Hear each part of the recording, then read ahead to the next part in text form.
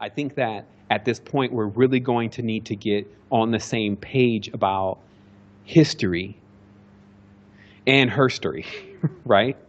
Because there's something that we start to begin to realize right away, and it's that when you start studying the past, and there's a lot of manipulation that goes on just between the two components of the male and the female. Because there's always an agenda to make one seem to be worse than the other. There's the judging. And in the observation, what you start to find is that if we just put polarity labels on it, a female would be a plus and a minus, and a male would, let's say, be a minus and a plus. But both of them would contain both aspects of what we would perceive as male and female. But the issue is, if we perceive female as negative and male as positive, as the Indo-European cultures did when they usurped the matriarchal societies, then we get into this whole weird conundrum because we start to interpret people, live human beings, in the aspect in which they're not cast in. They're not just negative and they're not just positive. They both contain both poles. And in fact, the only ones which we'll find are the ancient ancestors that truly were able to embody that positive negative pole without showing a gender difference in the physical realities were the first ones, also known as the androgynous. That when you look at the cultures in every secret society and you understand how to interpret those words that are being mentioned in the history that's even on the walls, what they're attempting to explain is that the androgynous, you can even say a 10, a 1 and a 0, a being that has a 1 and a 0, actually became what was known as the lost word. That's why I say in the beginning was the word was with God, the word was God. So they're saying that the word is actually a being. So when they say the word is lost, that means that somehow these beings no longer come back into the physical reality as much. Now you don't see any real androgynous coming out. And this is because there's an imbalance going on within our own system. Because just from a chemical level alone, the androgen would contain an equal balance of all those chemicals. When a person comes out as male or comes out as female, for what we call male and female, then they're exhibiting a slight imbalance. It's like why we use our left hand or why we use our right hand. Some people are more partial to one partial to the other. There's an imbalance. So it was already known that the original balance was actually achieved within one specific being. And this comes off in Judaism as the Cadman. It comes off in Hinduism as Adonari. It comes off in Hermeticism as Hermes, the hermaphrodite. It comes off in Venusian knowledge as Aphrodite. It's in all of these cultures that the first physical perfect form is androgynous, not a male or not a female. But what we also have to pay attention to is just what we're dealing with now with this advent of celestial energy.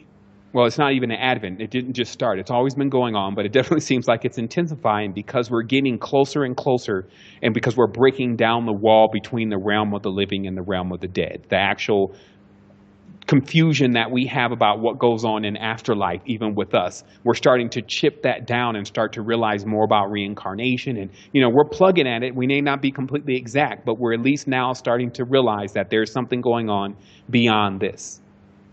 And so what this brings us to then is it brings us to a point where we realize that these systems, like planets, work in cycles.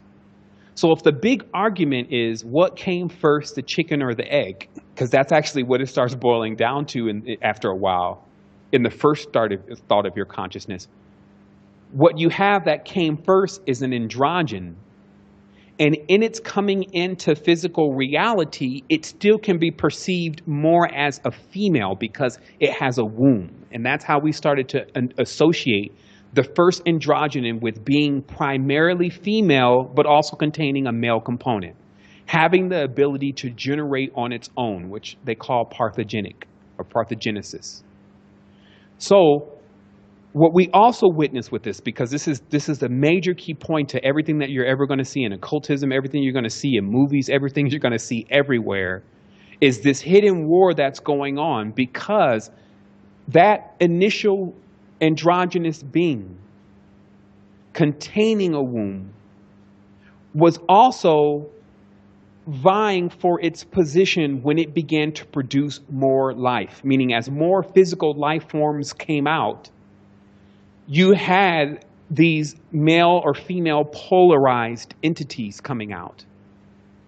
And when we pull away all the money and all the distractions and all these different things that are put in front of us now as being valuable, when you're talking, now you're ancient now you're up there, there's writing on the wall, hieroglyphs, there's big pyramids, there's, folks floating around, there's vimanas, there's dorje rods. When you put yourself back in that setting, the only thing that's really of power is having the ability to continuously come into these realms.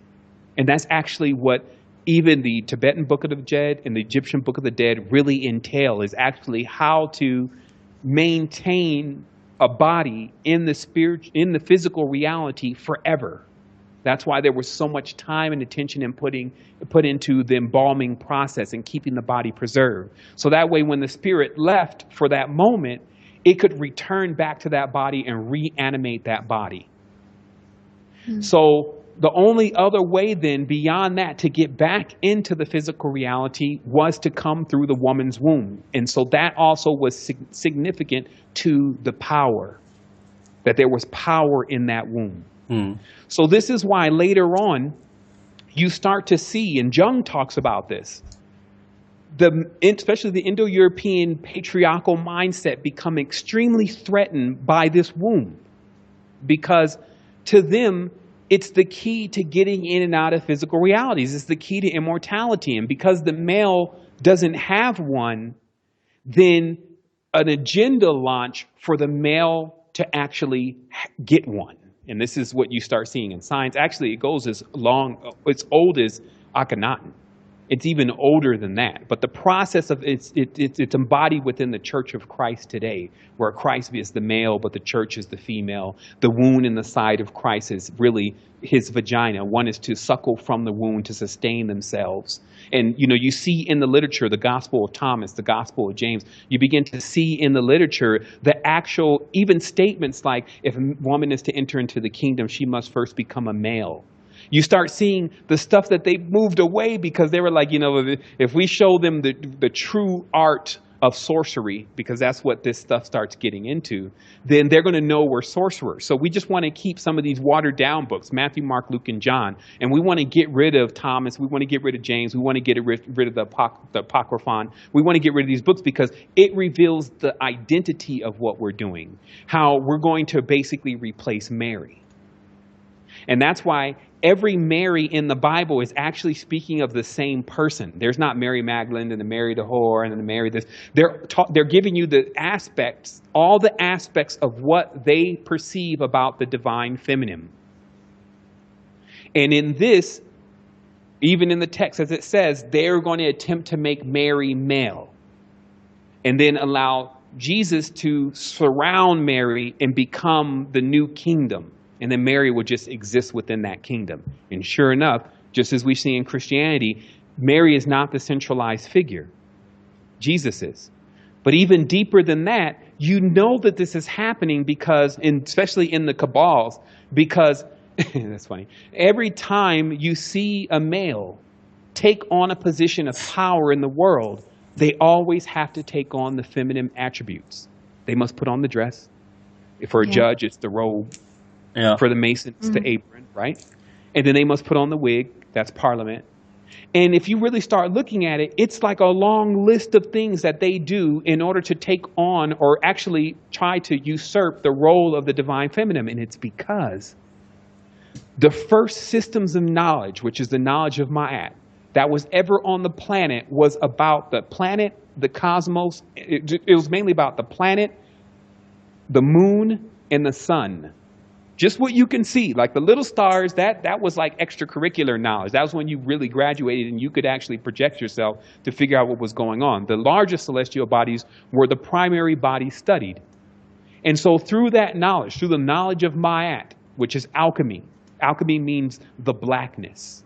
Al means the, chemi means black, the study of blackness. It's why we get chemistry, mystery. All these words all say the same thing, the study of blackness, because it's a knowledge that's purveying everything, that we come from that womb. We come from that darkness into light. So if we need to try to understand anything, then we need to study darkness. We need to study chemistry. We need to study mysteries. So this is about understanding what is truth really. The highest truth is the merge. It's the merge. It's the realization that everything here, once you embarked on the journey outside of self, all became an illusion for the first part of you thinking that you're just a male. See, or just a female. This is where all this comes from. It's agitating people now.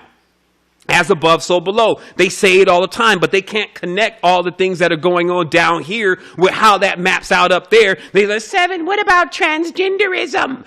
And you mean androgyny? If you're looking at this small, distorted little piece of what is trying to come across in the physical plane with them trying to tell these kids the LBGTQA plus ABCs about how they're not really a male and really a female in their distorted way, well, that's obviously how that will play out. But on the higher levels, what is being said? I'm not looking in the shit for the truth. On the higher levels, what's being said? On the higher levels, saying that, hello, you, the person crash landed in that ship. Here's the thing about the ships. Like, the ships kind of have drives that either go in one direction or another. So when you jump in, you actually believe that you're just going in one direction. But that's why you actually were the being before you jumped in the ship, because that being actually can go in both directions. It's actually a cosmos. It's masculine and a feminine, as you would call it. But there's also like a neutral in between there where you can kind of stay in balance, because all of the power numbers for balance all have a counterweight stuck in between them. And I'm going to show that really briefly here. All of the numbers for balance have a counterweight stuck in between them. Come on now with the plus sign. There it is. Check it out. This is what I found odd in the numbers, and I finally was able to explain it and figure out what was going on. The path is full of all types of riddles. I'm like, what is this, a role-playing game? Y'all been playing too much World of Warcraft. Whoever built this realm was like, damn, we don't level up till we hit the next 150,000 experience points. So check it out. You got this one, okay? That's your 3. There's a balance. There's a balance in here because, you know, your scales,